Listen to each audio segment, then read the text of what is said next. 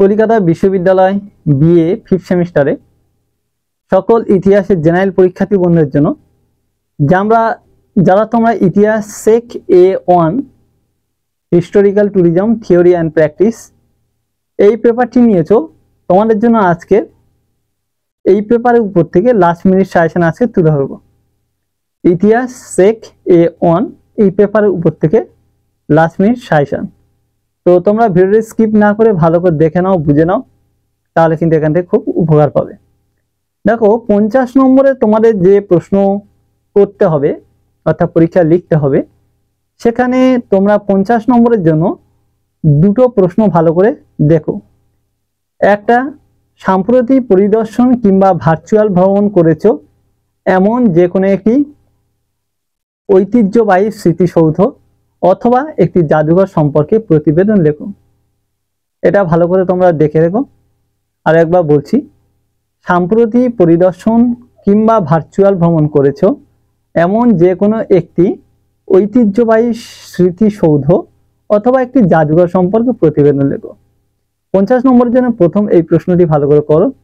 দ্বিতীয় যেটা আরো একটা দেখে রাখবে, সাম্প্রতিক কালে তোমার দেখা কিংবা তথ্য প্রযুক্তির ইন্টারনেটের মাধ্যমে পরিদর্শন করা কোনো একটি সংগ্রহশালা লেখাগারের উপরে একটি প্রতিবেদন লেখো। 1000 শব্দের মধ্যে সবই লিখতে হবে।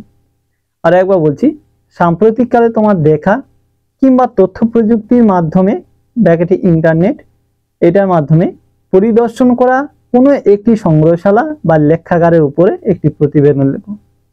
এই দুটি 50 নম্বরের প্রশ্ন তোমরা ভালো করে প্র্যাকটিস করো, করলে এখান থেকেই তোমরা পেয়ে যাচ্ছ এবং লিখতেও পারবে। 15 নম্বরের যে প্রশ্ন তোমরা দেখবে, 15 নম্বরের জন্য ভারতীয় স্থাপত্যের বিশেষ উল্লেখ সহ ঐতিহাসিক পর্যটন সম্পর্কে আলোচনা করো। প্রথমে এটা দেখবে।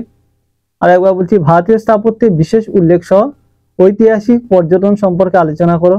দ্বিতীয়, ধর্মীয় বা সাংস্কৃতিক পর্যটনের উপরে একটি প্রধান বৈশিষ্ট্য হলো তীর্থযাত্রা। উপযুক্ত উদাহরণ দিয়ে এই মতের সপক্ষে আলোচনা করো।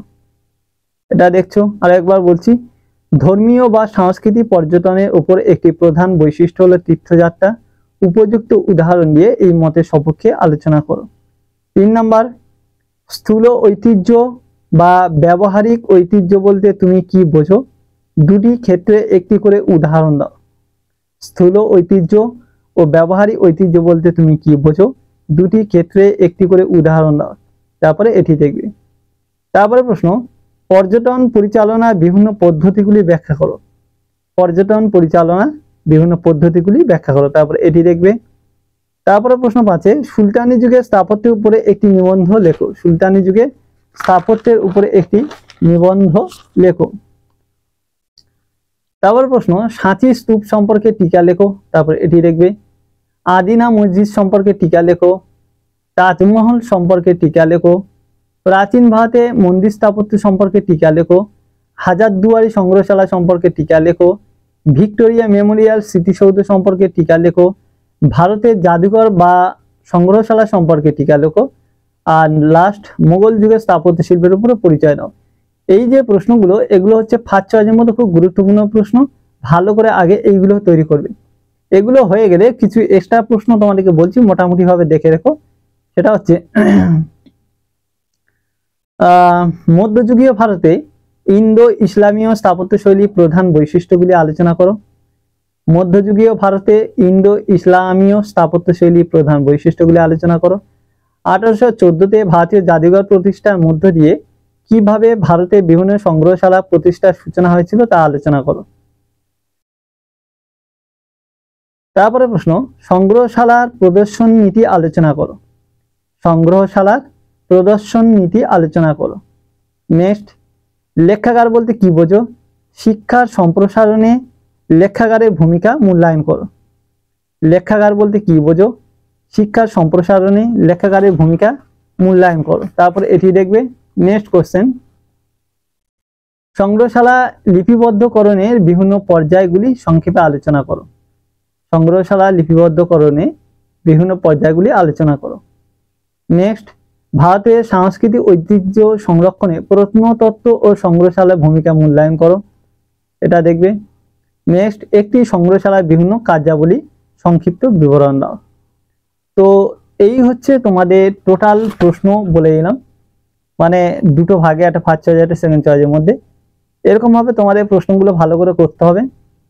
এখান থেকে যে প্রশ্নগুলো দিলাম তোমরা যদি করতে পারো তাহলে কিন্তু এখান থেকে সমস্ত প্রশ্ন তোমরা কমন পেয়ে যাবে। আর যারা অনেকেই বারবার বলছো যে মুখে বললে লিখতে অসুবিধা হচ্ছে বা তাড়াতাড়ি একটু হয়ে যাচ্ছে, তাদেরকে বলবো দেখো তোমরা যদি অসুবিধা হয় একান্ত তোমরা প্লে লিস্টে গিয়ে একটু দেখে নাও। আর আমি পারলে ডেসক্রিপশনে তোমাদের লিঙ্ক দিয়ে দেওয়ার চেষ্টা করবো। পূর্বে আমি তোমাদের সাজেশন দিয়েছিলাম লিখিত, সেই সাজেশনের মধ্যে থেকে আমি বাছাই করে বলে দিলাম। তো তোমরা সেই সাজেশনটা প্লে লিস্ট থেকে দেখে নিতে পারো, এই প্রশ্নগুলোই থাকবে সব। আর আমি ডেসক্রিপশনে লিঙ্ক দেওয়ার চেষ্টা করবো, একবার তোমরা তাও ডেসক্রিপশন দেখে নিও। তো এইগুলো দেখে নিলেই হবে। তো চলো, যার যা পেপার প্রায় সব দেওয়া হয়ে গেছে।